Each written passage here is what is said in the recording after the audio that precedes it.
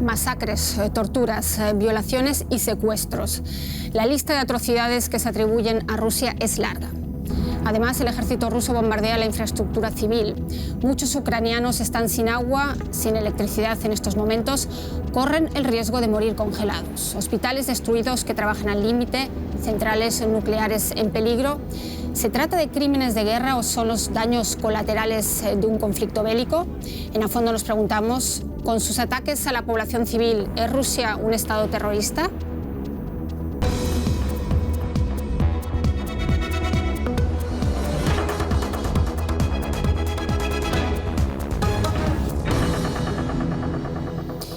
Quiero darles una cordial bienvenida a ustedes y a mis invitados aquí en el estudio que paso a presentarles. Carmen Valero es periodista, corresponsal del diario El Mundo en Alemania y Europa Central y del Este. Burkhard Bierke es periodista alemán, trabaja para la radio pública Deutschlandradio, ha sido corresponsal en Washington, Bruselas, Londres y París. Y Ana Solís de Stange es analista internacional, doctora en ciencia política, docente e investigadora de la Universidad Helmut Schmidt en Hamburgo. Bienvenidos a los tres, gracias por estar hoy aquí en A Fondo y muchas gracias a ustedes. Ya saben, pueden seguirnos y participar de esta discusión a través de nuestras redes sociales. Ana, quisiera comenzar contigo. Estos nuevos ataques sobre Kiev y otras ciudades ucranianas que hemos visto en las últimas 24 horas, el presidente Zelensky se dirigió al Consejo de Seguridad de Naciones Unidas y pidió una respuesta de la comunidad internacional a lo que llama actos de terrorismo, porque van dirigidos contra civiles y contra la infraestructura civil. ¿Cómo lo ves? ¿Son actos realmente de terrorismo o es parte de la guerra? Eso es las dos cosas, respondería. Por una parte son hechos de la guerra, vemos un patrón constante de ataques a infraestructura civil por parte de Rusia, que esos pueden ser catalogados con derecho internacional que tenemos de crímenes de guerra. Por otra parte, el concepto de terrorismo, claro, es un concepto que abarca mucho más todo tipo de crímenes casi, y lo que se busca más con esto es más que un efecto simbólico, es que Estados Unidos finalmente tome esa decisión que podría tener efectos prácticos, concretos sobre Rusia. Si Estados Unidos declarara también estado terrorista. Exactamente. Y en ese caso, Estados Unidos, por lo menos el gobierno de Biden, ha mantenido...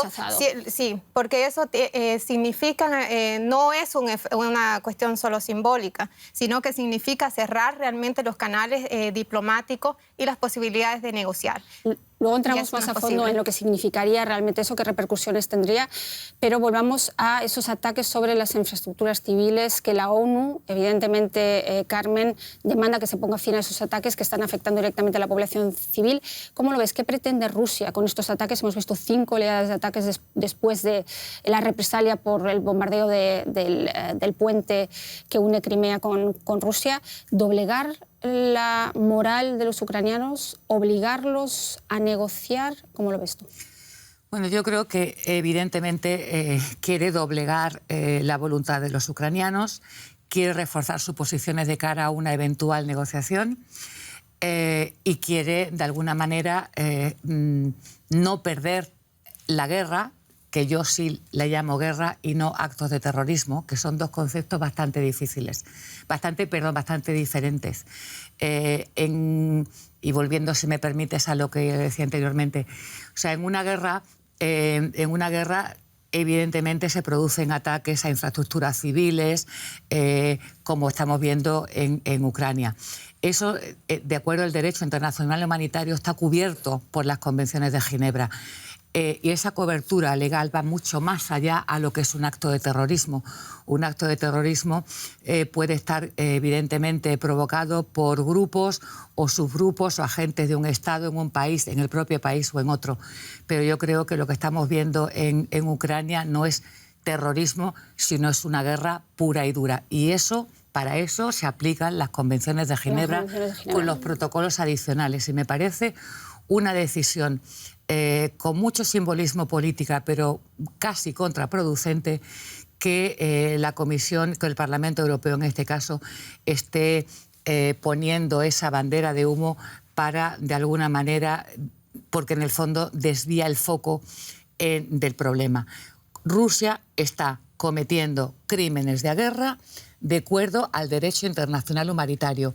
Y acusarlo de terrorismo creo que se queda un poco corto. Ok, interesante. Queremos entrar luego en los aspectos legales y si son realmente, como tú dices, cortinas de humo o actos simbólicos, como decías. Son simbólicos. Actos simbólicos también, como decías tú. Pero no quiero que dejemos de hablar de lo que supone el bombardeo de las infraestructuras energéticas ahora mismo, porque hablamos hasta de que los directivos de consorcios energéticos ahora mismo en Ucrania están llamando a la población a salir del país. Bien, es cierto que se han retractado esas declaraciones, pero estamos hablando de ya 6 millones de refugiados, 8 millones de desplazados internos. Por muy mal que se pongan las cosas en Ucrania, ¿a dónde van a ir ya? Es decir... Bueno, en ese contexto, permítame que introduzca un nuevo término, es una guerra sucia. Sucia con esos ataques, ¿no?, a la infraestructura, a la producción de corriente, a la producción de alimentos.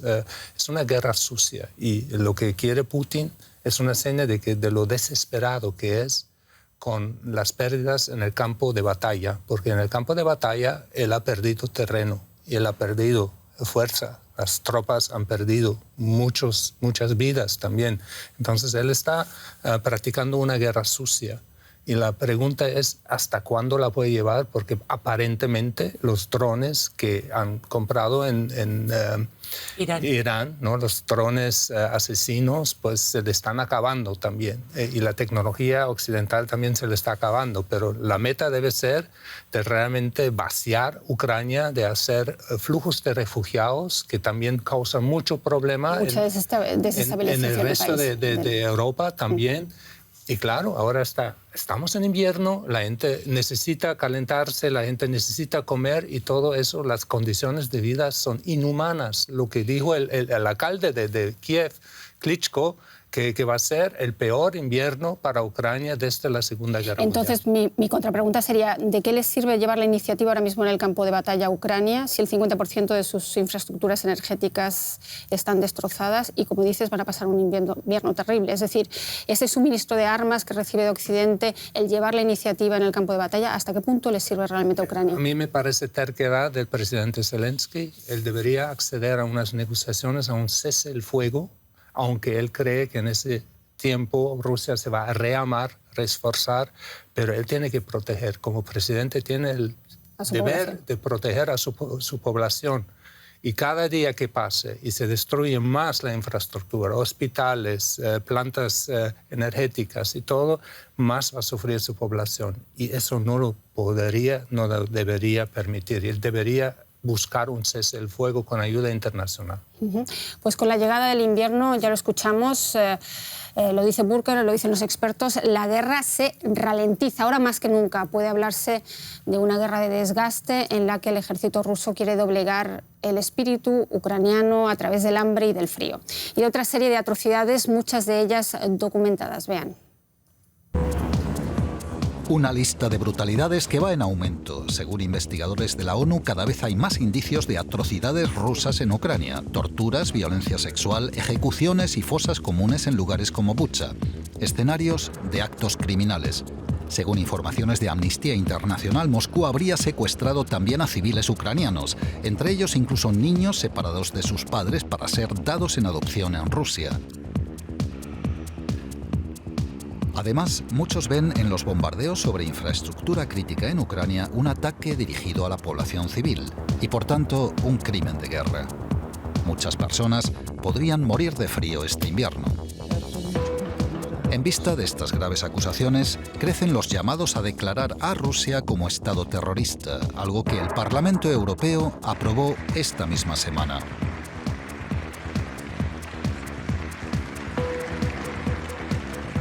Estados Unidos, en cambio, no quiere ir tan lejos. Para el presidente Biden, dar ese paso resultaría contraproductivo porque dificultaría la llegada de ayuda humanitaria occidental a Ucrania y pondría en peligro otros acuerdos con Moscú. ¿Es Rusia un Estado terrorista? Estado promotor del terrorismo, sí o no. Ya hemos visto que la Eurocámara, lo acabamos de escuchar, lo ha declarado, ha aprobado una resolución en este sentido y, sin embargo, hemos visto también que Estados Unidos, al menos Biden así lo ha dicho, no quiere hacerlo. ¿Cómo se explica esta decisión de Biden, más allá de las razones que hemos escuchado en el vídeo? ¿No quiere congelar quizás también las vías de comunicación que hay abiertas al mismo tiempo? Exactamente, ¿no? Por un lado tenemos dos caminos.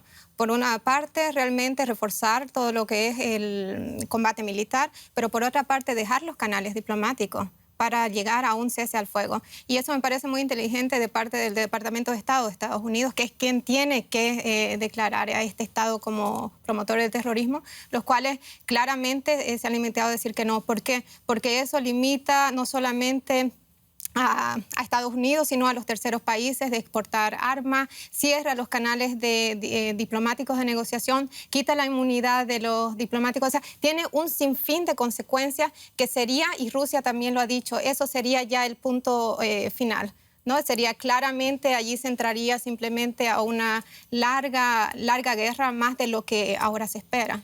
Y sin embargo, los estados bálticos, Carmen, Polonia, España ahora sí que habla de crímenes de guerra, sí que habla de Estado terrorista. O sea, en Europa vemos ya que hay también diferencias. Ya, pero o sea, la resolución del Parlamento Europeo no define a Rusia como Estado terrorista, sino como promotor del terrorismo, sí, que es bastante distinto. Sí. Y ahora nos preguntamos, ¿y ahora qué? Bueno, pues ahora nada, porque en la Unión Europea no hay una legislación en la que pueda encajar esta nomenclatura y, en consecuencia, no tiene efecto. Es decir, se queda absolutamente el aire. Como ya bien decía, en Estados Unidos la situación es bien distinta. Estados Unidos ha habido, en el Senado estadounidense ha habido como 100 senadores que han adoptado una resolución no vinculante para pedir al secretario de Estado que efectivamente incluya a Rusia en la lista de estados promotores del terrorismo, que en estos momentos hay 4: Corea del Norte, Irán, Cuba y Siria. Evidentemente, meter a Rusia con lo que está sucediendo en Ucrania, equipararla a la ayuda médica que Cuba prestó a algunos guerrilleros en Latinoamérica, en fin, quiero decirte, es un poco... la balanza no existe. Pero es que además, si Estados Unidos decide, o el secretario de Estado decide incluir a Estados Unidos a Rusia en la lista, tenemos muchos problemas. Primero, efectivamente, se cortan las relaciones diplomáticas y sería un punto sin retorno. Pero es que habría consecuencias negativas para los intereses de Estados Unidos y para los intereses de Ucrania también. ¿Por qué?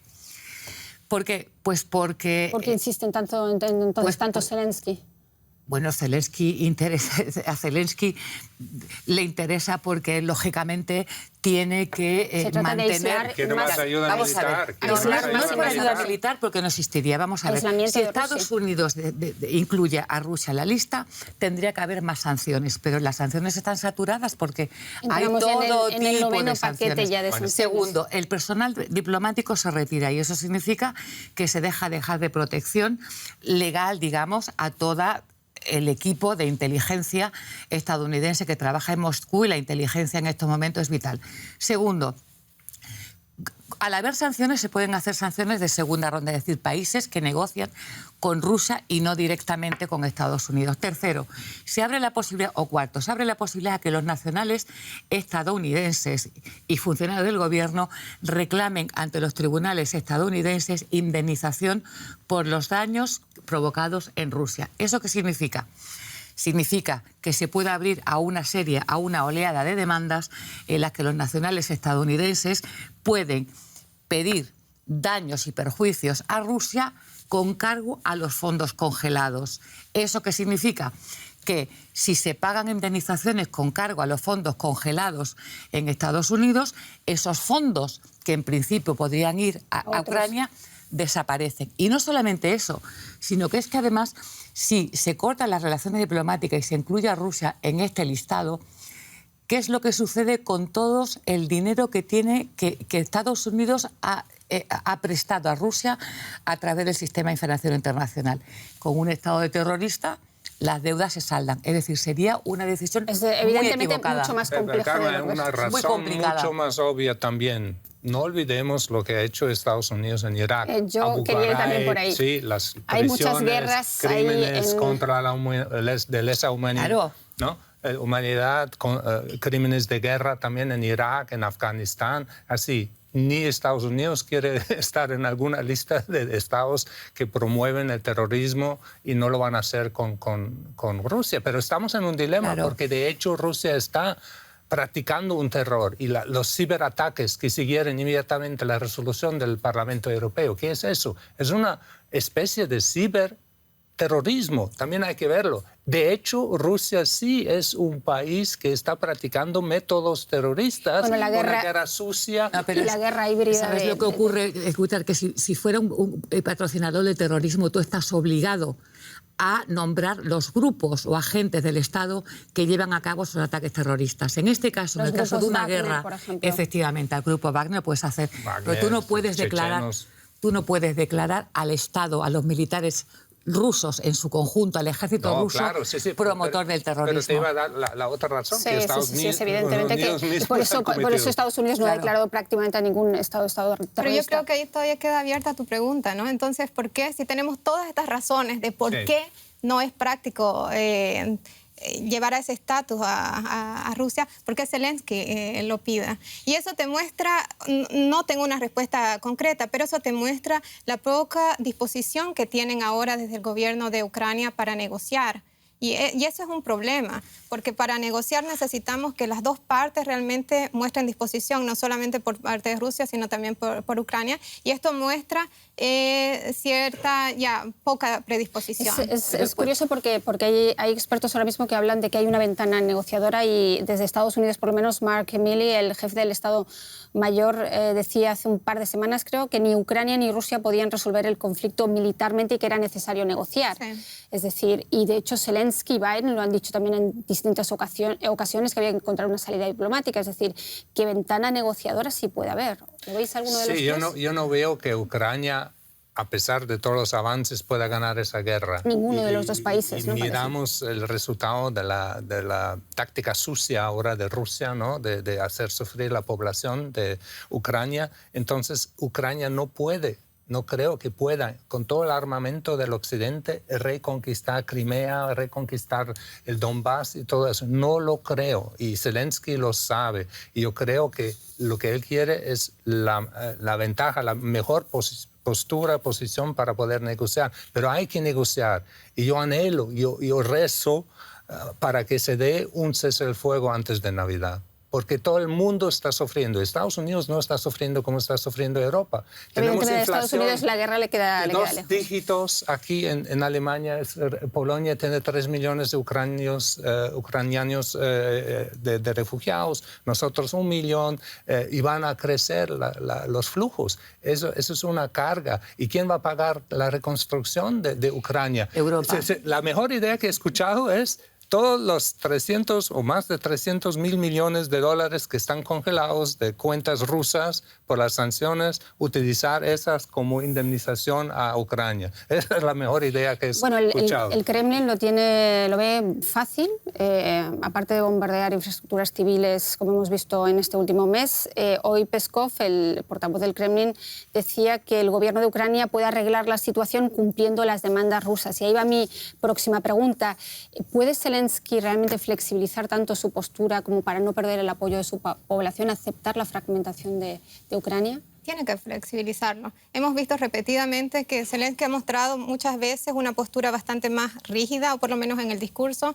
Después sí hemos tenido algunas declaraciones de Estados Unidos, ha recibido presión y, bueno, ha tenido que cambiar su postura. Él está bajo las condiciones de que recibe la ayuda de Europa y Estados Unidos y, por lo tanto, no puede tomar cualquier decisión también de decir no, mantenerse terco y decir no, aquí no hay negociación. Eso no es posible.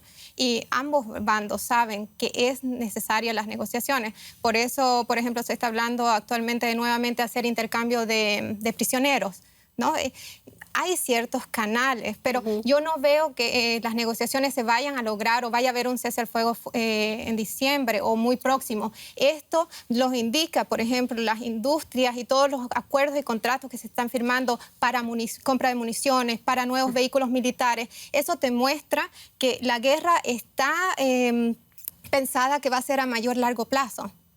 Están cavando zanjas sin fin los rusos y la OTAN está entrenando al ejército ucraniano. Es decir, todo indica, como tú dices, que la guerra, por mucho que el wishful thinking sea que haya un acuerdo antes de... Está ese dilema, ¿no? Paz frente a justicia que plantean muchos expertos, es decir, asumir un acuerdo injusto fragmentando Ucrania o no asumir ningún acuerdo. Están los que defienden una cosa y están los que defienden otra, no asumir un acuerdo que suponga romper con esa integridad territorial de Ucrania, Carmen. Bueno, eso lo tiene que decidir, es una decisión política, es una decisión que la tiene que tomar el propio Zelensky. Hay indicios que confirman que Estados Unidos le ha pedido al presidente ucraniano que por favor que baje un poco el tono y que acceda a negociar. Es evidentemente una petición razonable, muy difícil de digerir por el presidente Zelensky, porque ha dicho por activa y por pasiva que él tiene que recuperar hasta el último centímetro cuadrado de su territorio. Él vive en una utopía, él está sacrificando de alguna manera también a su pueblo y yo entiendo que renunciar a una parte de territorio es una cosa muy difícil de asumir. Pero yo creo que cuando vemos el desastre humanitario que, como él bien decía, que se está produciendo en Ucrania, yo creo que la capitulación parcial o el acuerdo o las fórmulas políticas que se busquen, que es que ha habido muchas negociaciones de paz en el mundo, es que si no quieres renunciar a la integridad territorial se puede llegar incluso a la solución bosnia, es hacer una confederación en la que volver de alguna manera a los acuerdos de Minsk, el que tú mantienes las fronteras internacionalmente reconocidas por Ucrania, pero tienes zonas del territorio con un alto de autonomía tan grande que en el momento en que se constituya eventualmente una presidencia rotatoria, tú puedes bloquear decisiones de política exterior y de defensa, como por ejemplo la entrada en la OTAN. Es decir, si se quiere, hay fórmulas. Lo que ocurre es que Zelensky, yo creo que se ha envalentonado mucho, está librando una cruzada histórica. Él ya va a entrar en los libros de historia, pero yo creo que tendría de alguna manera que tomar decisiones que se toman los políticos que tal vez como ciudadano no las adoptarías, porque hay decisiones políticas que yo entiendo que son muy difíciles de tomar y que un ministro como ciudadano estaría absolutamente en contra, pero hay que ser tremendamente pragmático. Vale, no va a ganar la guerra a Rusia. Pero parece ser, bueno, está envalentonado también porque evidentemente hemos visto que esa guerra que iba a terminar en 6 días, llevamos 9 meses y no ha terminado. De todos modos, no solamente Zelensky, no solamente Ucrania, hay países como Polonia que también consideran que no debe ceder esa integridad territorial ni ceder parte de sus territorios porque además se ven como próximas víctimas de Rusia. La negativa ahora mismo de Polonia a recibir la semana que viene a Rusia en la reunión, en la cumbre de la OSCE, ¿es una buena o una mala idea? Desde luego ha soliviantado los ánimos en Moscú, obviamente, y romper nuevamente un canal de comunicación, pero por otro lado tenemos a Ucrania que pide directamente la suspensión de Rusia dentro de la OSCE. Bueno, hay que mirar lo que pasó en el G20, ¿no? Que formalmente Indonesia invitó a Rusia, mandaron al ministro de Asuntos Exteriores, Lavrov, sí. A Lavrov. Putin no vino, pero bueno, Rusia quedó bastante aislado. O sea, yo creo que siempre es mejor hablar que no hablar y mantener todos los canales de comunicación abiertos, ¿no? Porque estamos en un impasse y yo creo que había que pasar a una situación en 3 pasos. Un cese el fuego con la exigencia de que Rusia regrese a las fronteras del 24 de febrero. O sea, ya los territorios orientales eran ocupados. Esas provincias anexionadas. Sí, y Crimea también. Que esa cuestión de Crimea y esos territorios se negocie en el futuro o en el contexto de la ONU y que por ahora lo más importante para la población de Ucrania, para Europa y para Rusia igual, es terminar con los sacrificios humanos. O sea, un cese el fuego, un cese de los ataques. Humanitariamente eso es urgente. Entonces, el cese el fuego y la exigencia del Zelensky debe ser regrésese Rusia a las fronteras del 24 de febrero y luego en una gran negociación se trata de resolver la cuestión de Crimea, de Donbass, de Luhansk, de todo eso, ¿no? Yo creo que es la única solución, porque ¿cuántos miles de millones de dólares vamos a darle en armamento, en ayuda humanitaria a Ucrania? ¿Y por qué? ¿Con qué razón? ¿Cuánta gente tiene que morir para que se pare? Hay muchas razones ahí detrás, como es el debilitamiento de Rusia, entre otras cosas. Vamos a ver lo que está pasando en el frente, en el Donbass y el este. Continúan, de hecho, los combates por tierra y aire. Los expertos vaticinaban que con el frío cesarían los combates, al menos hasta la primavera, pero estamos viendo lo contrario, al menos de momento. Los bombardeos rusos son más intensos estos días. Vean. Pese a la nieve y el frío, los combates prosiguen sin tregua en Ucrania. Especialmente encarnizada es la lucha alrededor de Bakhmut, en el Donbass. La pequeña ciudad sigue bajo control ucraniano, pero según Kiev, Rusia envía cada vez a más reclutas sin experiencia al frente. Tras entregar Jersón, parece que el ejército ruso está dispuesto a pagar un alto precio por cualquier pequeño avance. Y es que Bakhmut apenas tiene valor estratégico. Según los expertos, las gélidas temperaturas podrían ralentizar en breve los combates. En estos momentos, una tregua beneficiaría sobre todo a Rusia, que ganaría tiempo para reorganizar a sus tropas. Justamente eso es lo que quiere impedir el ejército ucraniano, que insiste en su contraofensiva. Pero el precio en vidas humanas y material es enorme, como admite el propio presidente Zelensky. ¿Qué bando se beneficia más del inminente invierno? Recojo entonces la pregunta, Ana, ¿qué bando de los dos ahora mismo en Ucrania se beneficia más de esas gélidas temperaturas que hemos visto? Estos dos ejércitos, Fuerzas Armadas, son Fuerzas Armadas que están preparadas para luchar en este herederas tipo, de la URSS, ¿no? En este tipo de clima. Efectivamente, lo que se espera, o por lo menos de la perspectiva militar, que los enfrentamientos se van a ralentizar, o sea, va a ser todo un poco más lento, pero eso no significa que no va a haber batallas, que no va a haber lucha. Tenemos, por ejemplo, probablemente va a ser mucho más, menos batallas en la zona sur, pero si nos vamos más hacia el norte, este de Ucrania, ahí es probable de que sí vamos a tener más combates. Esto porque precisamente por el clima vamos a tener un suelo que es más posible de transitar, diferentes conexiones fluviales, decimos lagos, lo que sea, eso va a estar congelado, se congela bastante, que pueden pasar los vehículos militares por allí. O sea, en el norte más que en el sur. Sí, por lo tanto, da más posibilidades de mayores operaciones militares al mismo tiempo. Entonces, claro, por un momento vemos cierta ralentización ahora por parte de Rusia, porque a partir de octubre vimos tantas ataques, sobre todo ataques aéreos con drones en Ucrania, y aparentemente la falta de estos drones, o que se ha terminado ciertas municiones, hay una la palabra ralentizado. Pero eso no significa que va a haber menos combate, sino que vamos a verlo en otra dirección. Hablabas de todos más de la falta de munición. ¿Qué tan creíbles son esas informaciones de fuentes ucranianas de que ahora mismo los rusos están quedando sin munición, sin artillería, para llevar a cabo adelante ataques masivos como los que hemos visto las pasadas 24 horas? Eso es una realidad que se está dando en los dos frentes. Son las dos fuerzas militares que están teniendo falta de repuesto.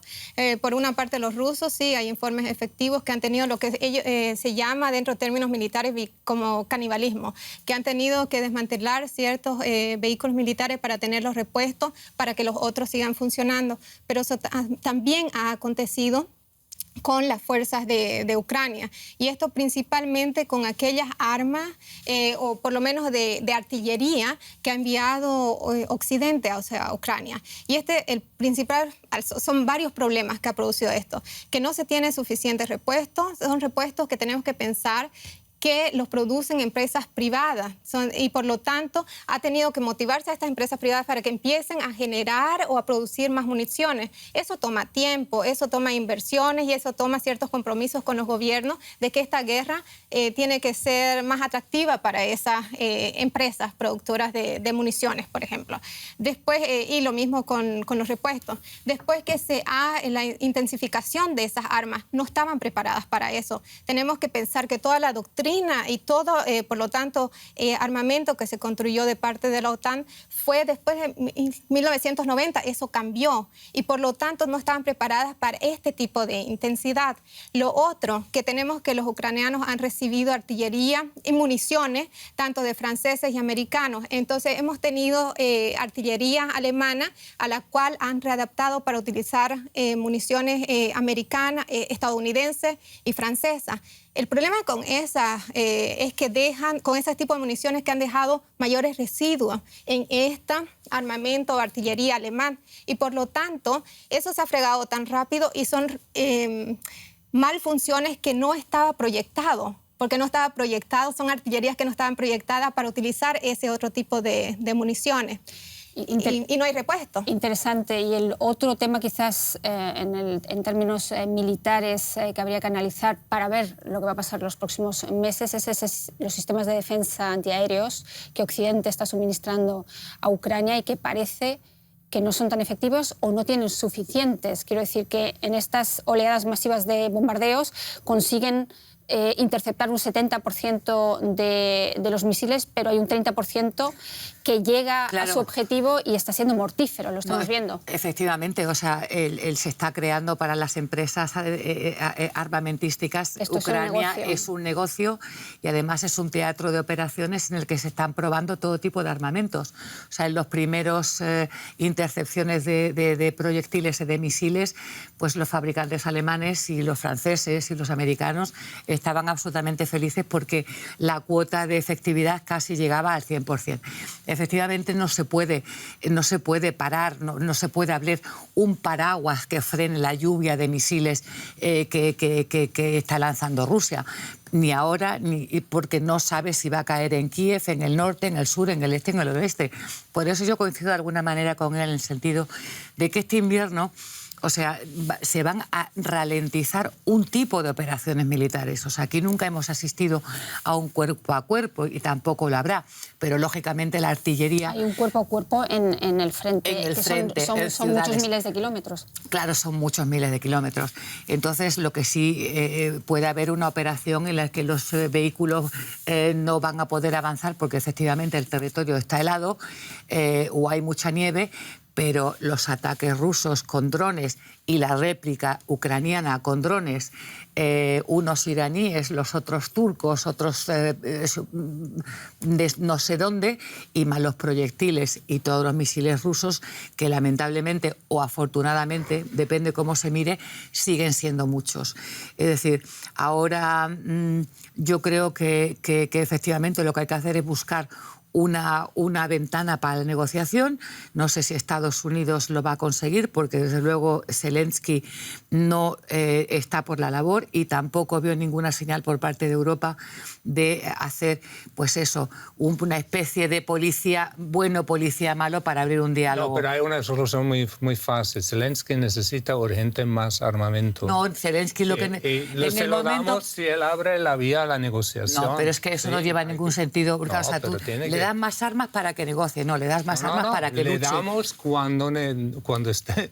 Con una condición previa. Estoy de acuerdo de eso, porque No, para toda negociación lo que necesitas es un incentivo para negociar. Entonces, en ese sentido, realmente, ¿qué ha hecho o cuál es la idea de que Europa envíe armas a Ucrania? Es precisamente, no es para ir a matar rusos, es la idea aún pacifista, aunque parezca contradictorio, pero es de generar incentivo para negociar. Si Rusia sabe, ok, puedo marchar a través del territorio y no va a pasar nada, o sea, ¿cuál es el incentivo de sentarse a negociar? ¿Para qué? Si dentro del campo militar puede ganar, ¿para qué va a negociar?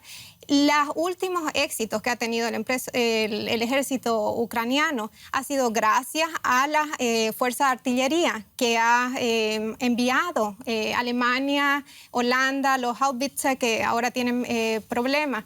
Pero el tema es que eso no se va a poder rápidamente enviar repuestos, rápidamente enviar municiones, porque se necesita una mayor producción. Entonces la pregunta ahí es, bueno, si Rusia no tiene ese incentivo para negociar, ¿qué va a pasar? Voy a poner otra tesis provocadora sobre la mesa. ¿Quién tiene aquí realmente un interés en una guerra corta, más allá de Ucrania, evidentemente, que está sacrificando a su gente, donde está muriendo su población? Rusia, sus soldados y la popularidad de Putin en Rusia. ¿Hasta qué punto Estados Unidos está interesado en una guerra corta? Austin decía hace no tanto que el objetivo de Estados Unidos es degradar a Rusia para que no vuelva a hacer lo que está haciendo en Ucrania. Es decir, que si es el objetivo de Estados Unidos y en parte de Occidente, quizás no es precisamente Estados Unidos el más motivado para esa pregunta yo me la hago desde el inicio de la guerra y desde que el Congreso estadounidense ha dedicado 43 mil millones de dólares en ayuda, sobre todo militar, para Ucrania. Eso es el presupuesto de muchos países latinoamericanos. ¿Con qué meta? Defendemos la libertad, defendemos un país contra una agresión injusta y que no está justificada según el derecho internacional, de acuerdo. Pero yo creo que Europa está sufriendo. Todos los europeos estamos sufriendo con inflación, con precios de energía, con todo, con los refugiados y todo. Estados Unidos no está sufriendo esta medida, pero Estados Unidos está todavía, a mi juicio, en la mentalidad de una nueva guerra fría, de realmente aniquilar a Rusia. Claro, no se puede porque tiene armas nucleares, pero de debilitar a Rusia a un punto de que realmente los dos protagonistas que quedan son China y Estados Unidos. Eso fue muy interesante también el encuentro de Biden con Xi. Entonces, que por lo menos la amenaza nuclear parece más lejana en ese momento porque China se distanció y suscribió también la declaración del G20 de perjudicar un uso de arma nuclear. Y lo único que Rusia no puede hacer es alejar a China, a la República China, más lejos aún, porque es un socio que todavía está colaborando, ¿no? Entonces, tenemos un mundo bipolar cada vez más en torno a China y a Estados Unidos y a todas las instituciones y organismos, ¿no?, que en torno a esos dos países. Si Estados Unidos quizás no es el más interesado en negociar, Ucrania evidentemente sí que lo está, aunque al menos Zelensky no quiere perder la popularidad de cara o romper las promesas que ha hecho.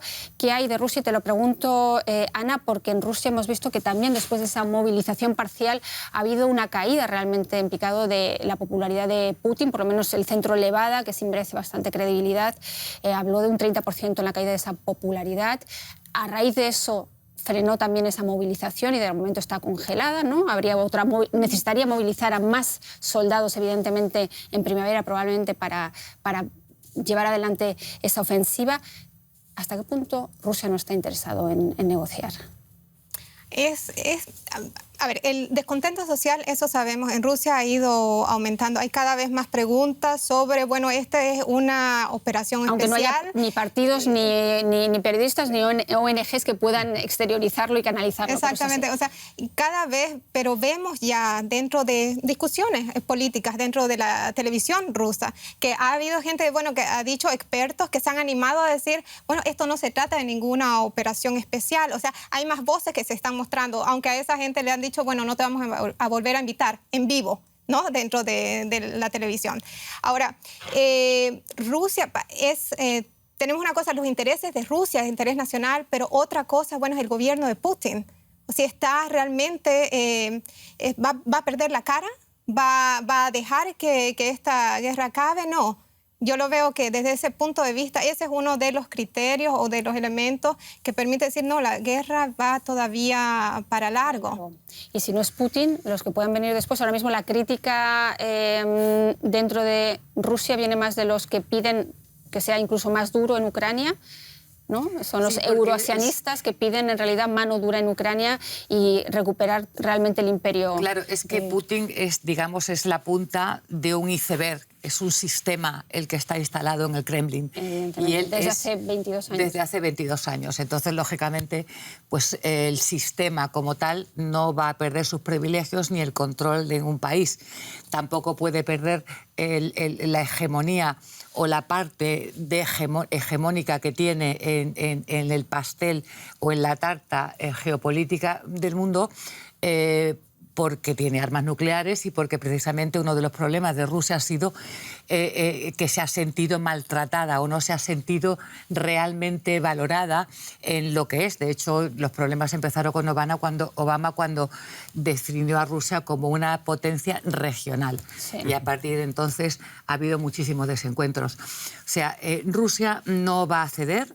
Yo personalmente, y otros los hemos dicho aquí desde el principio, tiene demasiado en juego y además con un número de víctimas o de daños colaterales numerosos, muy numerosos, pero muy por debajo de lo que tiene Ucrania. Las sanciones no están haciendo el efecto buscado. Si surten efecto habrá que esperar varios años. La economía y las finanzas en Ucrania, en Rusia, perdón, y el rublo se mantienen dentro de lo razonable. Por el momento, ¿no? Por el momento, pero sí, han pasado 9 meses, ¿eh? O sea, quiero decir que si estábamos pensando que Rusia iba a lanzar una operación especial o una guerra relámpago en Ucrania, digamos que los occidentales han calculado también muy mal cuál es el efecto de sus sanciones. Aquí yo creo que las partes contrincantes se han valorado o sobrevalorado una a la otra. Yo creo que Rusia no va a ceder. Evidentemente, hay que atacar siempre por la parte más débil, y lo he dicho desde hace mucho tiempo, la parte más débil de la cadena, el eslabón más débil es Zelensky. Y con todo el dolor de mi corazón y con todas las críticas que uno se merezca por ello, pero lógicamente la guerra terminará cuando lo decida Occidente. ¿Cuándo? Cuando deje de suministrar armas. Es que la guerra la está financiando Occidente. Subestimar la economía, porque el precio del petróleo está bajando sustancialmente, está por debajo de $100, y eso también afecta los ingresos de Rusia. Sí, pero Rusia ya vendía por bajo de ese dinero. Y Ana, ¿vamos entonces hacia una guerra larga? Sí, por lo visto, varios indicios indican que va para una guerra larga. Pese a que igual antes de Navidad... Que gane la razón y que tengamos un cese del fuego antes de Navidad. Con estos buenos deseos de Bocat, aquí lo dejamos. Muchas gracias a los tres por estar hoy aquí. Muchas gracias a ustedes. Ya saben, síganos en A Fondo en nuestra página web, en las redes sociales y en la programación de la Deutsche Welle. Gracias por estar ahí. Hasta la próxima.